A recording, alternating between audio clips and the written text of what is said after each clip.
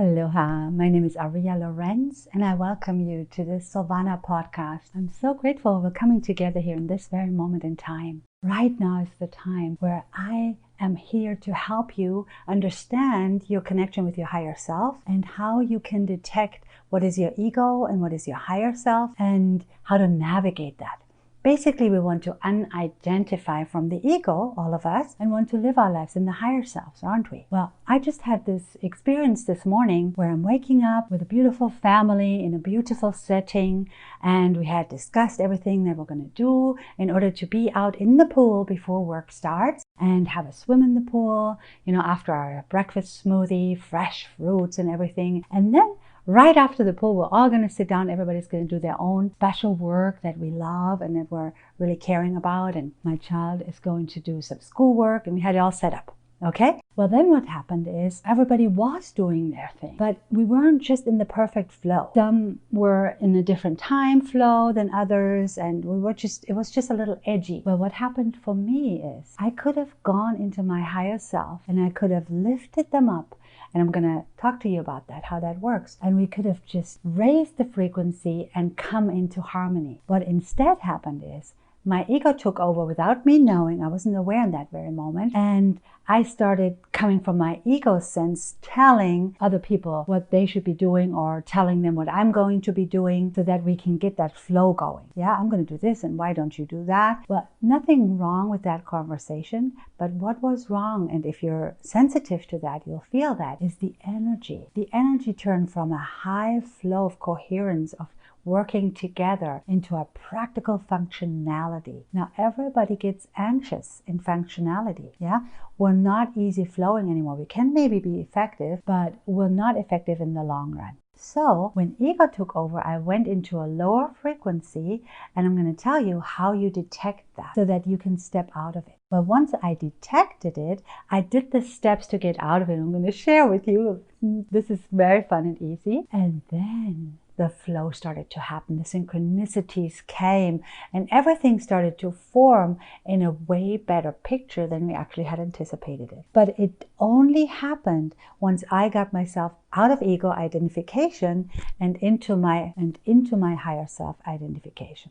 Yes? So now, what's important to know about that? What is ego? Ego is really the lower part of our brain. It's the limbic system, which is the oldest part of our brain. And lower, I say, because it's right at the base of the skull. And it's there for instinctual behavior that's mainly targeted towards survival. Yes? Now, we in this society have trained ourselves to live our life mostly from ego because we're all about survival. We're all about the survival of the fittest. Kids, when they grow up, the parents say, oh, is he walking yet? Or is she walking yet? This competition starts already. When are they talking? How are they talking? They come to school, they need to be the best. It doesn't matter how good you feel at school. It doesn't matter how well you can help people come together and find solutions. That's not something that's interesting for school. It's interesting how good your grades are and how good you perform. And then you go in adulthood. Now you're a teenager. It's all about your looks. It's all about who gets the first girlfriend. And then it's the job, the fitter wins, the better person gets the deal. And, it's about money and prestige. Of course, there are other things that are important, but really that is what the world is geared towards. Yeah? The world is geared towards ego consciousness, and we're trained and entrained with it. So our limbic system here thinks it's running the show. And if we're identified with that style because we don't know better, then we're letting it run the show. Now, it is really originally only there to help us survive. Yeah? So when we're in a situation where our survival is challenged, where we could maybe die or get hurt, then it's appropriate for that limbic part of the brain to come in. Because what does it do? It goes into a survival mode where it doesn't care about others anymore. It doesn't care about anything but getting out of danger. So it steps over thorns, for example, and it doesn't let us feel the thorns. So in other words, our sensory system is shut down, our digestion system is shut down for that moment, our compassion is shut down, our overview where we can see what's going on around us is shut down. We're one-pointed focus, pain-free, and compassionless. Okay, now that's really important when you need to survive. Would you agree? right? So if you're falling off maybe a cliff, all you need to focus on is grab the next stone, the next rock, and try to hold on to something so you stop the fall, right? And you don't care about whether you get hurt. You don't care about who's there with you. First, you need to just get yourself safe. Now, that is ego consciousness. That is what ego is. And all we need to know is that we use that ego consciousness only when survival is actually threatened. So when we know that, then we can make a decision that we're going to bring that forth when it's necessary. But when it comes forth accidentally or through our upbringing and conditioning, then we can put it aside and come into our higher self. Yeah. Now, what is our higher self? Our higher self is that aspect of ourselves that actually functions in the frontal lobe of the brain. It sees circumstances. It sees connections with others. It can understand how we're connected. It has compassion. It sees a bigger picture. It cares. It feels pain or joy or anything. Yeah. And it's really also that part of the brain with which we connect to the highest aspects of ourselves that are not incarnated. So that brain part is not really our higher self. It's the part of the brain that receives the information from the higher self, I should say. Yeah. And the higher self is the part of us that's not incarnated, that's really up in the higher realms, and that gives us information. The information that comes in from the higher self is always information that regards every human being, every animal, every aspect on the planet. Everybody is accounted for with the answers from the higher self. And so the answers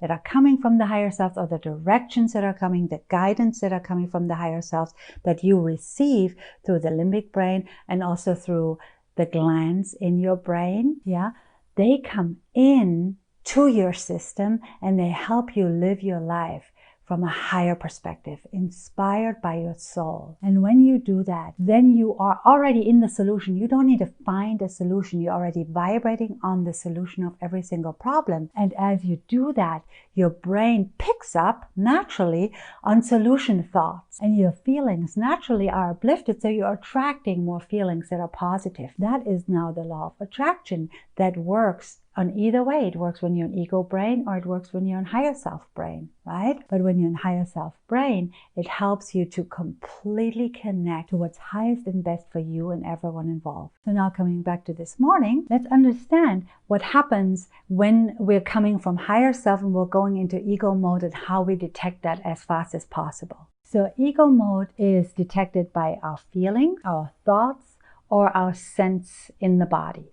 Yeah, and so is the higher level mode, also the higher self mode. So we need to use the sensory system in order to detect that, okay? Now the sensory system is one, as I mentioned, feelings. The other one is thoughts. I can sense, be aware of the thoughts, I should say. And I can also sense my body feeling. Now body feelings are really easy, because when you are going into ego mode, you'll feel a sense of contraction.